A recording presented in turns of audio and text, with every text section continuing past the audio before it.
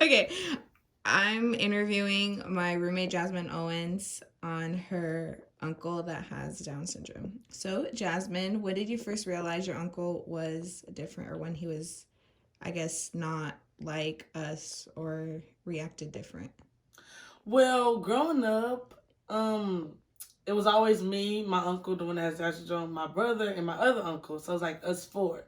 So I kind of noticed it when my grandma and my mom they spent like more time making sure like he had or like we'll get in trouble and then they'll be like, well, he's just following you or like, well, he looks over you like he's not all the way there as they would say.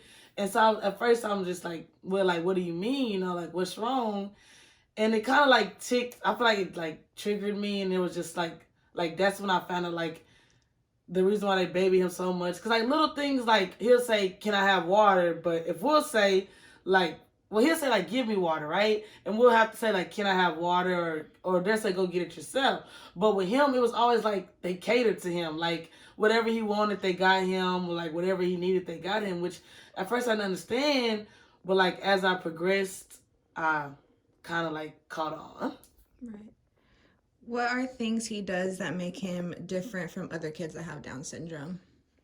Well, for one, he's like one of the more maybe high up. Like he's really well functioned. Like he can bathe himself. He can eat by himself. Like he can cook. He has his own phone. The only thing I feel like that sets him like I would say other than strong is like we surrounded him with like I wouldn't want to say normal because he's normal too, but I want to say like individuals to where we don't just surround them with Down syndrome kids.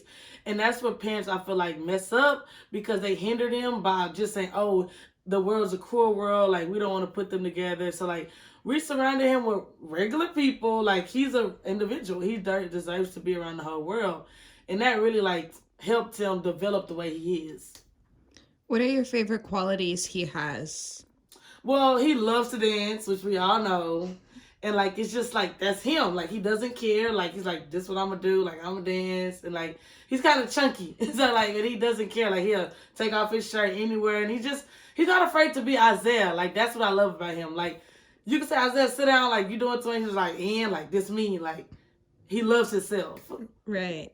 Would you say that's something that you look up to, I guess, as him as a person? Like, that's something you admire that he does, is that he doesn't really care about anything at all? Well, yeah, because like us living, we're the like he's the one who they would say, oh, he has issues, like something's wrong with him. But like we down ourselves for little things when he's like, this is me, this is who I am. Like he thinks he's perfectly fine. Like he thinks nothing's wrong. Like he'll tell me like this girl did this in class. I'm like, Isaiah, that's your friend. He tell me, yeah, but she doing too much. I'm like he thinks he above everybody, and like it's good, that he doesn't feel like, oh, I don't fit in or no one loves me.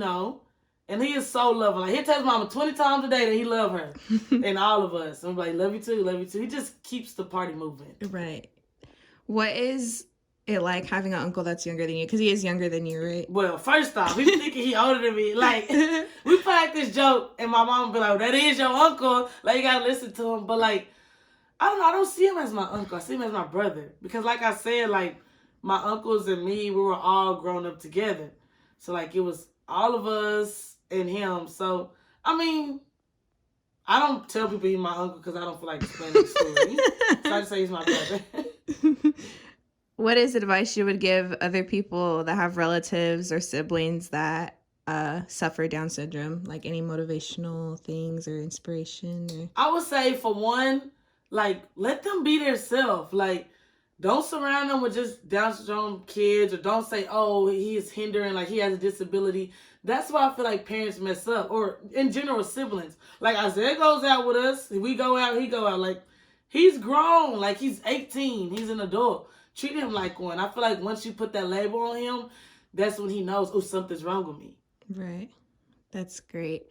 And you also said that you were a special education major, or you're a teaching major? Special education major. Okay. So that promoted me. So do you think that, I guess, growing up with a relative that has Down syndrome inspired you to do what you're doing now, or to help you with that?